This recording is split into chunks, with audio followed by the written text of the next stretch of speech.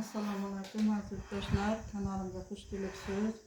Bu hafta oldin kaloriya guli haqida video qilgan edik. O'shanda o'sha kaloriya bilan mana bu aloe vera gulni birgalikda bozordan olib kelgan edik.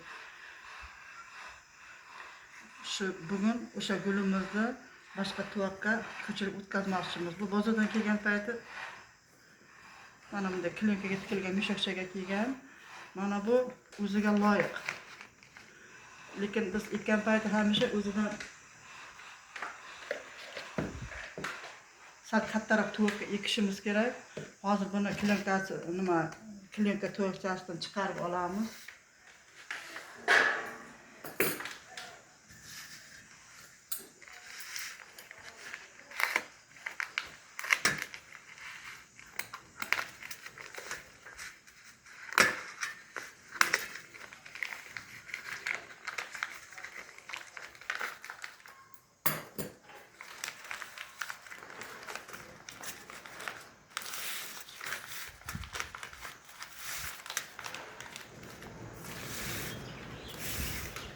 Ekadigan tuvoqni taxlab olamiz.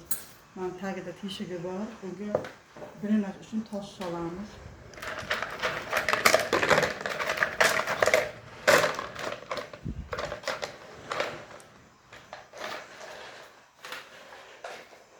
Mana bunday o'tin yoqqanda qolgan nimalarni drenaj o'rinda ishlashi mumkin ekan, shundan ham solamiz.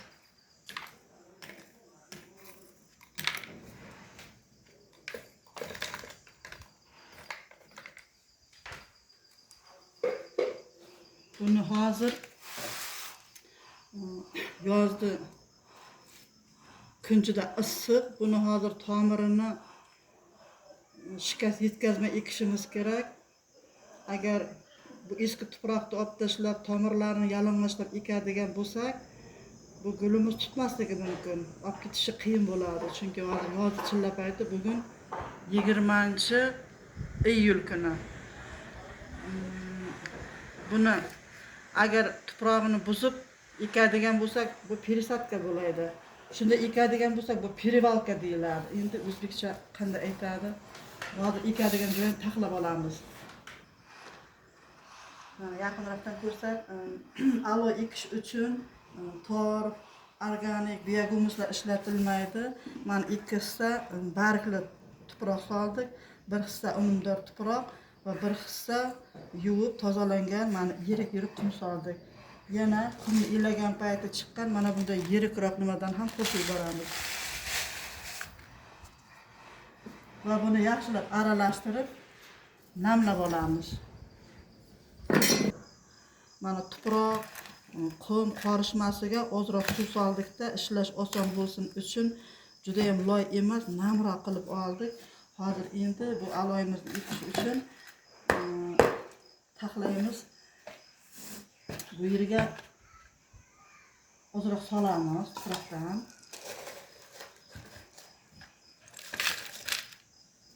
Ozroq solamiz. Mana bunday qilib, mana shunday qilib ekadigan joyga taxlaymiz.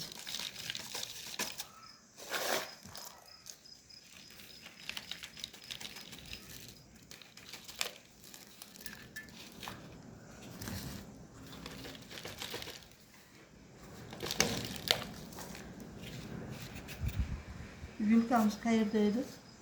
Mana vilkamiz bilan qatirib tuproq joylashtiramiz.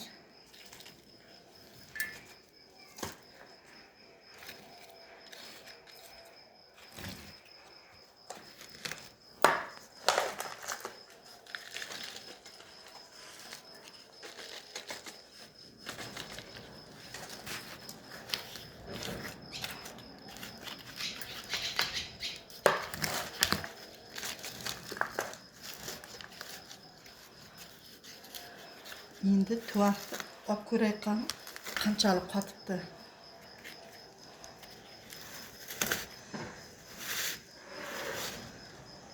Mana. Buni qo'yib ko'raylik qanday bo'ldi endi. Iloji boricha mana tomirlari o'sib Voy voy voy voy voy.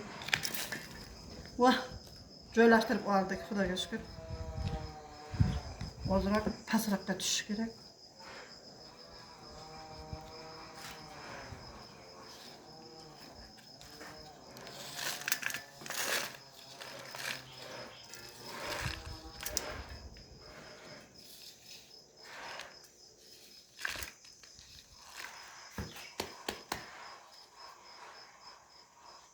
İki bo'ldik. Stolda ozroq yig'ishtirib olaylik. Mana nima aloy gulimizni ikki bo'ldik. To'kilgan tuproqlarni yig'ishtirib tashladik. Bu gul bu nimamiz aloe vera. Asli aloylarning kelib chiqish vatani Afrika va Kanar orollari tomonidan. Ular tabiatda 300 dan ortiq xilma-xillarga uchraydi. Shulardan biri mana bu aloe vera. Bunisi daraxtsimon aloe. Drevovидный aloe deyiladi yoki 100 yillik aloe. Mana bu aloyimizni poyasi bo'lmaydi. Bu aloyimiz hozir voyaga yetgan hisoblanadi. Chunki mana bu yerda bitta aloychasi bor. Mana bu yerda bitta aloychasi bor. Yaqinroqdan ko'rsat, mana bunday dog'lari bor. Ko'rinyaptimi? Mana shunday dog'lari bor. Bunimiz aloe vera. Bunisi boya aytganimdek daraxtsimon aloe. Ikkalasining tarkibi ikki xil. Mana buni tikanlari aloe verani uncha bilinmaydi. Bu daraxtsimon aloe'da mana tikanlari o'tkir. Yaqindan ko'rsat, o'g'lim. Mana nimada dog'lari yo'q. Buni poyasi uzun bo'lib o'sadi. Shuning uchun ham daraxtsimon deyiladi. Buni poyasi bo'lmaydi. Shu turishida turadi. Yonidan mana bunday aloechalar chiqib kelaveradi. Bularni ekish uchun mana ko'rdingiz, ikkisi bargli tuproq, birisi unumdor tuproq, birisi qum ishlatildi. Organika, torf ishlatilmaydi. O'g'it bergan payti ham bular sukulentda, aloylar sukulentga kirgani uchun bularga o'g'it bergan payti sukulentlar uchun degan o'g'it beriladi va tarkibida azot bo'lgan o'g'itlar uncha berilmaydi. Aloylarini qishda 10-15 daraja issiqlikda, yozda esa 20-25 daraja issiqlikda o'stirish mumkin. Yoshligida boshqa gullar kabi har yili ko'chirib o'tkazdiriladi. Kattariga o'simlik kattargandan keyin har 2-3 yilda bir ko'chirib o'tkazdiriladi. Juda kattari tuyaklar kattarib ketgandan keyin ko'chirib o'tkazdirilmaydi. Mana bunday yuza qismidagi tuproq iloji boricha tomiriga lat yetkazmasdan kavlab olinadi va o'rniga unumdor tuproq solib qo'yiladi. Chunki juda katta bo'lib ketgandan keyin ularni ko'chirib o'tkazish juda ham qiyinlashadi. Agar bularni juda soya joyga qo'ysak, bo'yi cho'zilib, ranglari xunuklashib qoladi. Buni hozir ertalab kunchiqar tomon derazaga qo'yganda qandaydir yosh aloyga bu issiq kuchlilik qilgan, uchlari ozroq kuyib qoldi. Aloyni sug'organ payti suvni girdirog'idan qo'yish kerak. Bu mana bunday o'rtasidan qo'ymash kerak. O'rtasidan qo'ysa ichiga suv kirib, bu gulimiz chirib nobud bo'lishi mumkin. Bu aloe vera 100 yillik aloe qadimdan zamonlarni ko'rganman, maktablarda, kasalxonalarda va nimalarda, odamlar uylarida ko'rganman. Menimcha bu avvaldan bor yurtimizda. Bunisi esa keyinroq kirib kelgan. Chunki oldin men buni ko'rmaganman.